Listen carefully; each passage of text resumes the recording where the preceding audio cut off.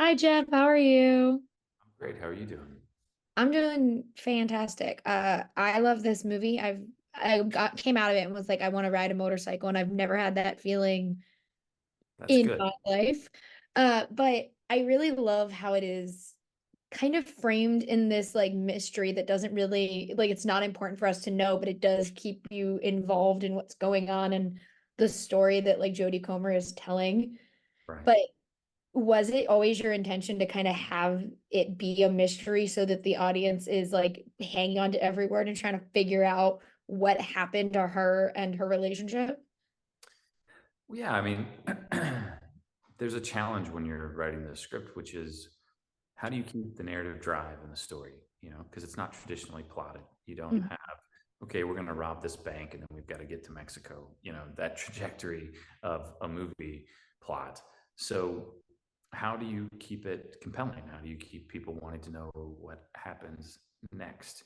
And the best way to do that was to have these three different interviews in three different time periods so that this character is going someplace, that things probably aren't going to end up very well because this is a violent subculture, this is a dangerous subculture.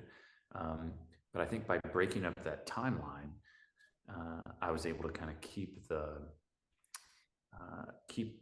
movies, I guess, timeline energized, kind of keep those narrative questions alive by breaking up the timeline.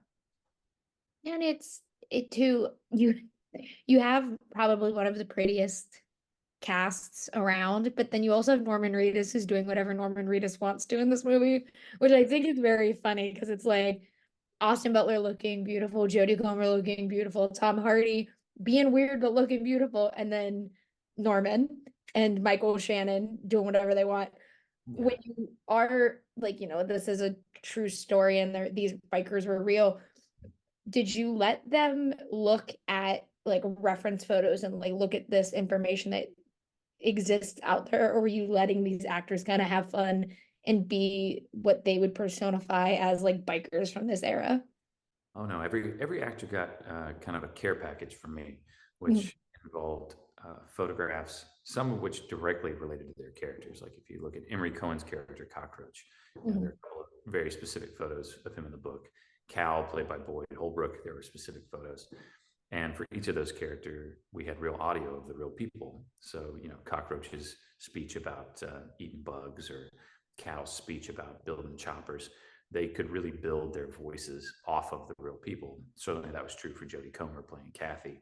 Um, and Mike Shannon's character, Zipco, we had audio of him and some photographs of him. Um, so we're really specific about that, actually, down to the grease under their fingernails. That's how meticulous we got in terms of kind of rebuilding what these guys looked like. When it came to Norman, we had pictures of a real guy named Funny Sonny who had come out actually as a Hell's Angel to the Midwest. But Norman was shooting his Walking Dead spinoff in France at the time, and he was very clear. He was like, "Look, I don't want to look like Daryl Dixon. He's like, I just want to look like anything else. So can I please, can we just confuse, this whole thing?" And so it started with the teeth, and then the hair, and the beard, and the glasses, and we found kind of an amalgam of photos of guys, and we're like, let's just put all this stuff together and stick it on your face. And he seemed quite happy about that. Yeah, because I literally was like, oh, this is a perfect fit for Daryl Dixon. And I was like, Norman's having the time of his life, Yeah. not looking like himself in any way, shape, or form. Yeah. But I really love also these little relationships that we see kind of pop up within this movie. Like I love Norman and Boyd with that dress sequence. I think it is so funny. I Yeah. love Mike Feist and Jodie Comer's like the growth of that relationship through these interviews. And Yeah. when you're obviously it's a love story, but when you take that out and you have all these little interpersonal relationships, was that always your intention to make sure that we also get to see why they were such a family and why all of these people kept coming together, even though like in the later years it got violent and wasn't what they originally signed up for? Yeah, 100%. I mean, that's what the book does. You know, Hmm. it really gives you the full breadth of a subculture. And the way that it does that is through all of these interviews with all of these different people. And it feels, you know, sometimes tangential and like these anecdotes are coming out of nowhere. And we found in the edit, you know, you start to get notes from the studio, and they're like, well, can we just stick with the main storyline? Can we just stick with Austin and Jodie and Tom? And you could. And there's a version of this edit and there's a version of this movie where, you know, you could just have those characters talking, and that would be a disservice really to the bigger idea of the film, which is to show, you know, all of the intricacies and all the kind of thinking behind these guys and why they choose to live this way, why they choose to be a part of a group like this. It's represented in the book by all these, you know, anecdotes and interviews, and we needed that represented in the film. So you have to take time, you know, if you're thinking about it like a highway, you've got to go off on these other paths to get Mike Shannon talking about pinkos and the draft board, and to get, you know, Boyd talking about coming down from and speaking French, coming down out of Canada and getting behind in school, and you know, all of that becomes really crucial to, you know, building out, you know, the full spectrum of this club. Yeah, and I love, you know, I did like a ranking of movies I was most excited about at the beginning of the year, and I put this because my rankings were all like boys, like movies just for like boys, boys, boys. But I really love how you kind of balance the toxic masculinity that can exist within like a motorcycle club by having Kathy be the one that tells this story and focusing it on just her anecdotes. Uh, was it always, you know, your idea of being like, well, we can't just have this be a boys club. We also have to have that female perspective because all these women were involved within the club and with these men.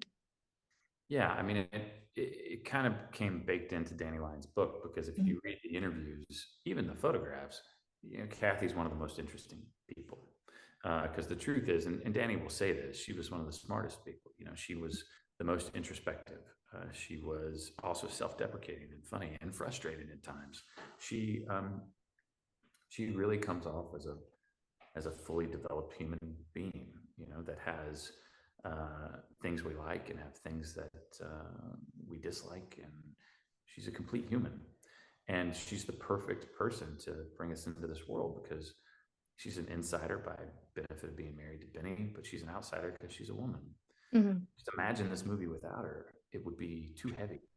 It would be, it would also be kind of full of shit, because you know, these guys lie for a living. You know, even Kathy says it when she gets home after that first night. My ears were ringing from listening to them all bragging.